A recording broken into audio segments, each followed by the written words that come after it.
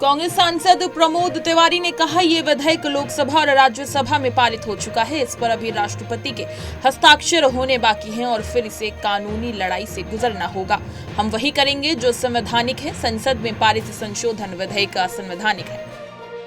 मैं आपसे कह रहा हूं, अभी लोकसभा और राज्यसभा से पारित हुआ है। अभी इसे गुजरना है राष्ट्रपति के कंसेंट पे, उसके बाद लीगल बैटल से गुजरना है। ये सब हो जाने दें, हमें वही करना है जो संवैधानिक हो। मोदी जी की तरह, बीजेपी की तरह हम कोई असंवैधानिक कदम नहीं उठाएंगे। हम मानते हैं कि मौजूदा जो पारित हुआ है लोकसभा राज्य से, ये अनकॉन्स्टिट्यूशनल है।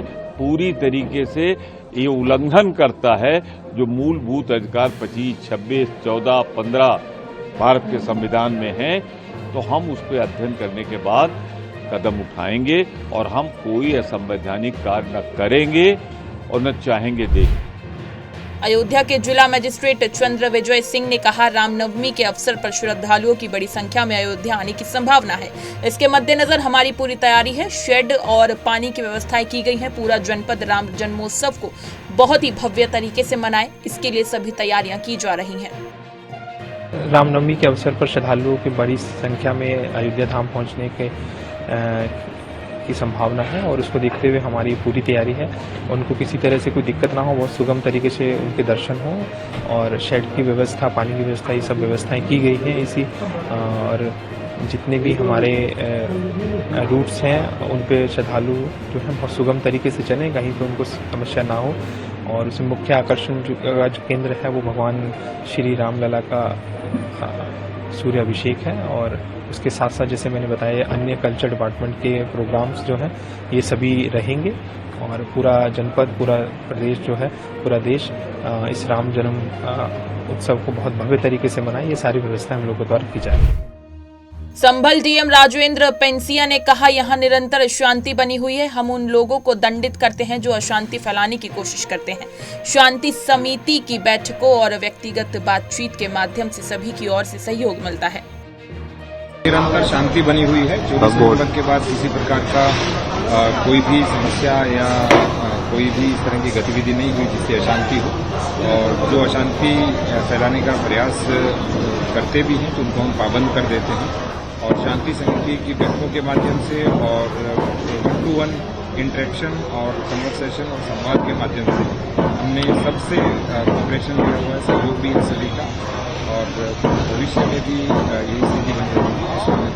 सर, जिस तरह से बिल लाया गया है सर, पूरी उसको लेकर क्या हमने सबसे संवाद किया है और जिन को जो कन्फ्यूजन है उनके सभी कन्फ्यूजन दूर किए हैं कि जो चीज़ रियलिटी है वो हम बता रहे हैं और उससे लोगों को समझ भी आ रहा है और लोग मान भी रहे हैं।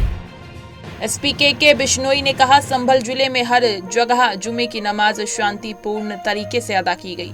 इसके लिए प्लानिंग की गई थी। फ्लैग मार्च किया गया। आरएएफ की एक कंपनी और पीएसी की 7 कंपनियां तैनात की गई। जिले में संवेदनशील जगहों पर तैनाती की गई।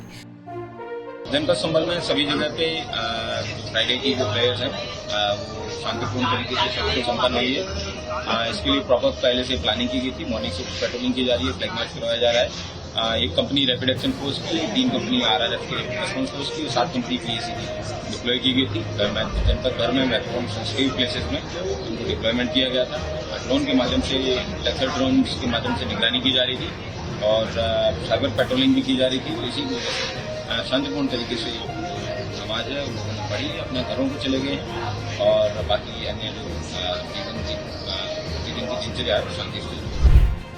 कांग्रेस नेता पवन खेड़ा ने कहा, कांग्रेस उन लोगों के लिए एक मंच है जो राजनीति का उपयोग सामाजिक कल्याण के लिए करना चाहते हैं। कांग्रेस मध्य करियर के पेशेवर के लिए एक मंच बनाना चाहती है जो राजनीति में प्रवेश करना चाहते हैं और समझना चाहते हैं कि कांग्रेस या कोई भी संगठन कैसे काम करता है। लोग हैं समाज के जो आज की स्थिति को देखते हुए राजनीति को जरिया बनाना चाहते हैं, कुछ काम करने के लिए, योगदान देने के लिए, समाज में कुछ सुधार लाने के लिए। ऐसे लोगों के लिए कांग्रेस पार्टी एक प्लेटफॉर्म, जैसा कि कांग्रेस पार्टी ने हमेशा किया है। इतिहास में भी अगर आप देखेंगे, जितने बैरिस्टर थे उस वक्त आज़ादी के आंदोलन में कूदने आए तो कांग्रेस को ही उन्होंने चुना। कांग्रेस ऐसा एक मंच बनाना चाहती है जिससे मिड करियर प्रोफेशनल्स राजनीति में जो आना चाहते हैं और आने वाले सालों में राजनीति में से ही अपना योगदान देना चाहते हैं वो आ सकते हैं। कांग्रेस को भी समझ सकते हैं, राजनीति कैसे चलती है उसको भी समझ सकते हैं, संगठन कैसे चलता है उसको भी समझ सकते हैं और फिर अपना योगदान समाज में कांग्रेस के थ्रू दे सकते हैं।